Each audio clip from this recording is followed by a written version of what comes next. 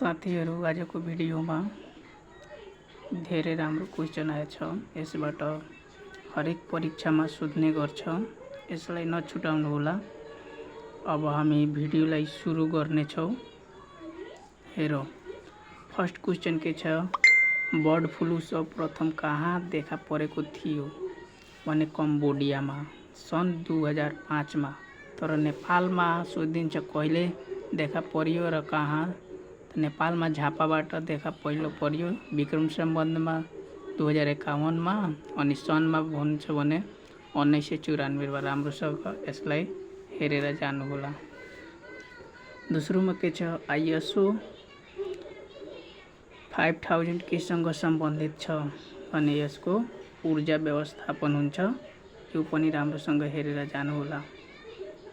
अनि तेस्रोमा के छ, ISO 9000 केसँग सम्बन्धित छ भने यसको वस्तुको गुणस्तर। यसबाट धेरै प्रश्न सोधेको छ अनि यसबाट प्रत्येक परीक्षामा सोध्ने गर्छ।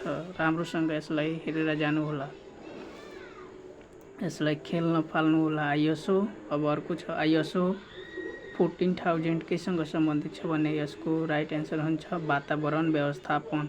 यो धेरैचोटि सोधेको क्वेसन हो। अर्को के छ, ISO 22000 केसँग सम्बन्धित छ भने यसको राइट एन्सर हुन्छ खाद्य सुरक्षा व्यवस्थापन। यो पनि धेरैचोटि सोधेको क्वेसन हो। यो सबै म जो तपाईहरुलाई भनिरहेको छु यो सबै सोधेको क्वेसन हो। राम्रोसँग हेरेर जानु होला। अर्को के छ, ISO 50000 केसँग सम्बन्धित छ भने सामाजिक सुरक्षा व्यवस्थापन।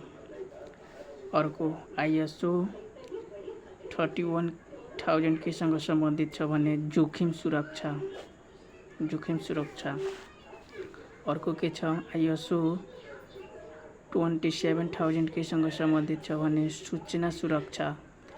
यो राम्रोसँग हेरेर जानु होला। नेपालको संविधानमा पनि धारा 27 मा सूचना सम्बन्धी हक दिएको छ। यो यसलाई पनि राम्रोसँग याद गर्ने। 27000 केसँग सम्बन्धित छ सूचना सुरक्षा।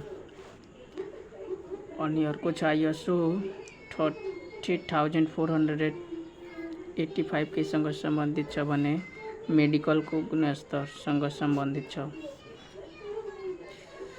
अनि यो राम्रोसँग हेरेर जानु होला। यो पनि सोधेको 2x2 केसँग सम्बन्धित छ भने उसको राइट हुन्छ बाघको संख्या 2 बर।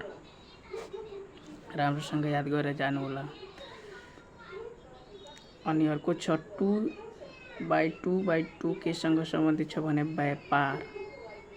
अनि अर्को छ 10x10 केसँग सम्बन्धित छ भने जलवायु परिवर्तन। यसलाई पनि राम्रोसँग हेरेर जानु होला। यो सबै सोध्छ अनि सोधेको पनि छ। अनि अर्को छ UNO 1990 केसँग सम्बन्धित छ भने HIV AIDS सँग। यो धेरै सोधेको हो। प्रोटोकल 18 केसँग सम्बन्धित छ भने मानव अधिकार। अनि UG 99 केसँग सम्बन्धित छ भने यसको राइट एन्सर छ गहुँ बालीमा लाग्ने घातक रोग। अनि अर्को छ भिजन 2005 केसँग सम्बन्धित छ भने पर्यटनसँग सम्बन्धित छ। अनि ओटोपच केसँग सम्बन्धित छ भने ज्वालामुखी। हाम्रो यो भिडियो राम्रोसँग हेरेर जानु होला। यो हेर्नुस्, राम्रोसँग हेरेर जानु होला। अनि सबै इम्पोर्टेन्ट छ परीक्षाको लागि, सबै इम्पोर्टेन्ट छ। राम्रोसँग तयारी गरेर जानु होला। यसबाट धेरै क्वेसन सोध्छ, प्रत्येक परीक्षामा सोध्छ। अनि तपाईहरुलाई कुन विषयमा थप जानकारी चाहियो मलाई कमेन्ट मार्फत भन्नु होला। म त्यसबारे भिडियो बनाएर ल्याउँछु। अनि अहिलेसम्म मेरो च्यानललाई सब्स्क्राइब गर्नुभएको छैन भने राम्रोसँग सब्स्क्राइब गरिदिनु होला। अनि भिडियोलाई सेयर गर्नु होला। अनि मलाई हौसला दिनु होला। अरु अझै पनि राम्रो भिडियो ल्याउने छु तपाईहरुको माझमा। ओके, धन्यवाद।